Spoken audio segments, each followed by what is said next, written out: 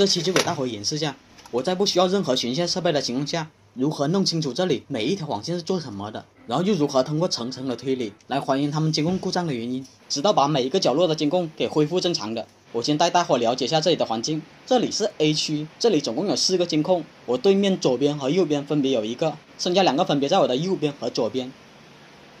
这里是 B 区，属于休息区，目前只有2个监控，然后接着是 A 区了，分别有3个监控，我把它们的布局给画了出来。监控室在 B 区隔出来的一个办公室里面， A 区有2处地方有交换机， B 区的交换机在这个位置，则 C 区的交换机在这里。好了，正片开始了。我在监控室先尝试一下，看一下能不能收到摄像头。这个版本在不删通道的情况下是可以收到摄像头的，结果收了半天，愣是1个摄像头都收不到。那我就知道他们的监控故障属于线路故障了。我打算顺着录像机的网线下手，看一下它是接到哪个设备上的。结果顺着网线却发现它是接到墙里面的，这样的话监控室的线索就断了。那我先从监控最多的 C 区开始下手吧。我来到了 C 区，发现这里有3个交换机，这黑色交换机和这蓝色交换机是干嘛的我目前不清楚，但是这个白色的交换机我一眼就看出来是干嘛的，因为这网线有4芯是接旁边的电源的，这些电源正好是监控常用的电源，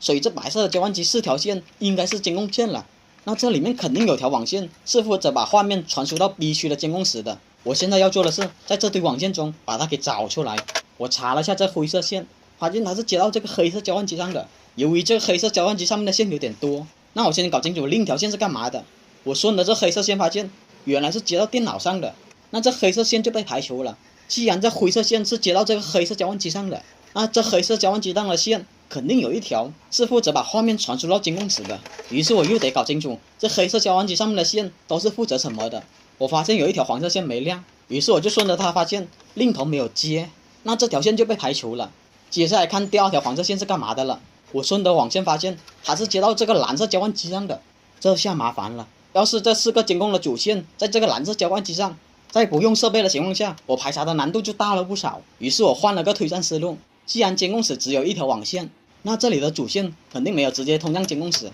如果通向监控室了，那其他的摄像头就没有存在的意义了。所以我判断这里的网线应该是通向某个区域的，再转到监控室的，而且我在这里还可能会收到其他区域的摄像头。于是我打开了电脑，我把网线接到这个白色交换机上，然后打开软件扫了一遍，居然扫出7个摄像头出来。果然和我猜的一样，这个 C 区和其他区域的摄像头是互通的，那就好办了。目前我不知道这条线在哪个交换机上，所以我要把连接黑色和蓝色交换机的线给拔了，挨个排查。我断开它们连接后发现还是可以收到7个摄像头的，那这蓝色交换机上面的全部线就被排除了。原来传输线在这个黑色交换机上，这蓝色交换机没有1条线是负责监控的。至于黑色交换机其他线都被排除完了，那只能是这条蓝色线了。我插上了电脑，电脑果然扫到了3个摄像头。既然这蓝色线能扫出3个摄像头，那很大概率是通向 A 区的，因为 A 区正好有3个监控。于是我记得这网线的颜色，然后打算去 A 区看一下。我来到了 A 区，在交换机上果然发现有1条同样颜色的网线。为了验证我的猜测，我再回到 C 区把这条网线给拔了。要是 A 区那条网线灯灭了，那就是这条网线了。大伙看见没有？灯果然灭了。于是我就把它接了回去，这样 A 区交换机的线路我大概也搞明白了。1号口是接到路由器上的，2号口是通往 C 区的。至于剩下2条线，5号口不亮了，那4号口肯定是负责3个监控的。于是我用电脑接上去验证了下，果然扫到了那3个监控。至于这4根线是通向哪的，之前我过来维修过网络，所以我知道它是通向一个柜子里面的。我打开了柜子，这2个交换机就在我面前。问题来了，是这个黑色交换机负责 A 区的3个监控，还是这白色交换机负责呢？我用同样的方法断开了这2个交换机的连接，我让电脑先扫一遍白色交换机，结果1台摄像头都没有扫到，那这白色交换机就被排除掉了。原来3个监控是接到这个黑色交换机上的，现在还剩下1条蓝色线和灰色线我没搞明白。幸运的是我抬头看了一下，有1条灰色线是接到路由器上的，于是我把它给拔了，结果这灰色的灯灭了，那这条灰色线也被我排除了。我把剩余的那条蓝色线接到我电脑上，果然又扫到了3个监控，那这条线另一头肯定还有个交换机，我没有猜错的话，这个交换机应该藏在吊顶里面，因为这监控和 C 区一样需要这种电源的，但是整个 A 区我都没有找到。算了，既然它是正常的，那就不用管了。我们把线给接回去吧。C 区和 A 区的线路我已经了解了，那我们去最少监控的 B 区看看线路吧。它的弱电箱藏在一个沙发后面，我把沙发挪开后，打开一看，这线路多得有点离谱。这里面有个大的交换机和一个小的交换机，我把小交换机拿出来看了一下，居然还是漂移的，上面4条线都显示另头接的设备，这4条线又是干嘛的？我目前不清楚，那先不管了，我得搞清楚上面那个大的交换机是干嘛的。幸运的是，我看交换机上面的灯只有1条是亮的，看来这个弱电箱是被废弃的。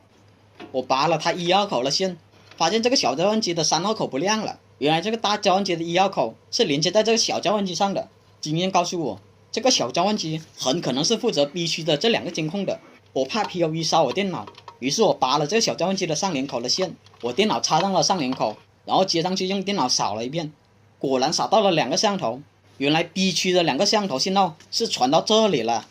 经验告诉我，刚才接上连口的线很大概率是通向监控室的，于是我就把这条线接到我电脑上。当我看到 NVR 的时候，监控室的线果然是通向这里的，那这里肯定有1条线通向 C 区或者 A 区才对啊。但是这个小交换机的网线被我排查完毕了，那极有可能那条线是接到这个大交换机上的，但是这么多条线又是哪一条呢？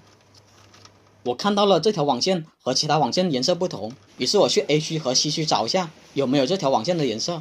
运气挺好的，一来到 A 区发现确实找到1条颜色相同却没有接任何设备的网线。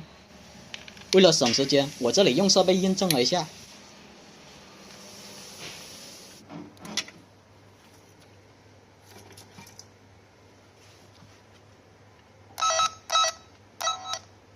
果然是这条网线。